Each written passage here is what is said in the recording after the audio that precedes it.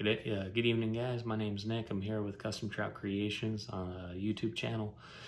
For today, I'm going to do a product review for a thing I got off of Amazon. It's called the glass rinser. It's a little attachment for a kitchen sink. For this one, for that I used, it was a brand new sink that I got, so might as well was kind of getting some additional attachments, something a little fancy, just something I haven't had before. So just want to kind of spruce things up a little bit. Now for this one, it's not going to be an unboxing. This isn't going to be an assembly, a how-to video or anything like that. This is going to be straight into pros and cons and some insight from me about what troublesome things I've either encountered or pros and cons, and pros of what I like about it. So for this one, this comes with the actual rinser itself, of course, redundancy. But the hose attachment for either a hot or cold line, the actual tee itself to connect all the water hoses to, as well as the mounting bracket, like the retainer nut, washers and silicone washer to make sure that it doesn't leak on that top side as well. And additionally, a silicone drying mat. So that's not too bad. For this one, it wasn't too bad, honestly. Assembly was pretty straightforward. It's very easy, push here, screw in here, and just picking out from, making sure what hose line you wanted to actually tap into, either hot or cold. I chose hot, just made a little bit more sense for the sanitary reasons.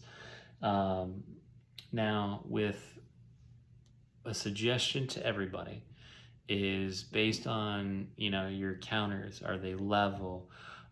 Things you really want to consider just to make sure what kind of glass rinser you actually want to get before you kind of go into it. Because for mine, I made it work. For mine, I'm going to take you guys over to it. This one I did. It wasn't too bad. It's pretty sturdy. Like, I'm actually pushing on this thing, and trying to turn it. So for this one right here, between the stainless steel parts inside right here, hard plastic, that's actually the rim of it, and then stainless steel on the outside. Not too bad of a design, pretty sturdy. Like, you got to really give it some oomph to get it down there. I did put a little shim behind it for what I was talking about earlier, making sure, what your countertops are, if they're old or not, if they're new, they're level. You may not have this issue if they are level or not, but making sure that this thing is able to tip forward so all the water drains out of it. You don't want it sitting in there, especially if you get some nasty cups or whatever it is. You decide to do some ice cream in a freaking cup instead of a bowl, and you leave it and you want to wash it out. You don't want to leave all that gunk in there too if it just sits there. So, but anyways, keep moving forward. So underneath the sink, about the tee itself, I had to throw out the tee just because it didn't work out well for my interest of it. For here, I decided to do brass fittings. I had to go get and kind of makeshift something to make it work. It wasn't terrible. The tee that it came with just kind of had some design flaws for the actual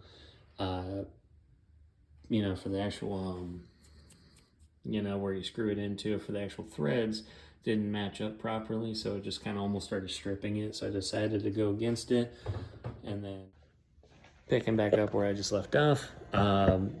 Basically, for the threads itself, I decided to kind of go to Lowe's. Didn't really want to wait. Didn't want to reach out to the guys, for their company. Probably get another one, but it's a hit or miss. So I decided to go makeshift my own part for it, and just went ahead and put it together. Threw it in there perfectly fine. Put some thread lock or thread sealant on there, and went ahead, installed. It's good to go. So just kind of a recap from this entire experience. For one, overall, not bad. I would definitely recommend this. It's not their fault that my cabinets, these ones are a little bit older. These ones probably not as level. I've already had some, I placed a pencil on one of them and it rolled off.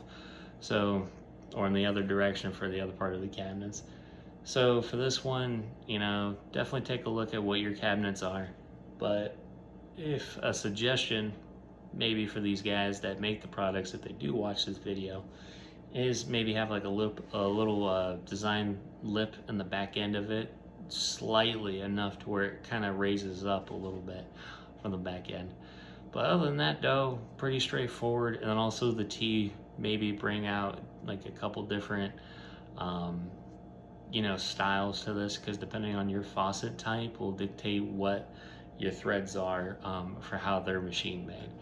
So other than that though, I suggest it. I mean, I like it. It works, does what it's supposed to. You know, you put a cup on there, it's not gonna break. You know, just to kind of do the actual cup to see it, glass cup, right? Just kind of go ahead, be able to see it.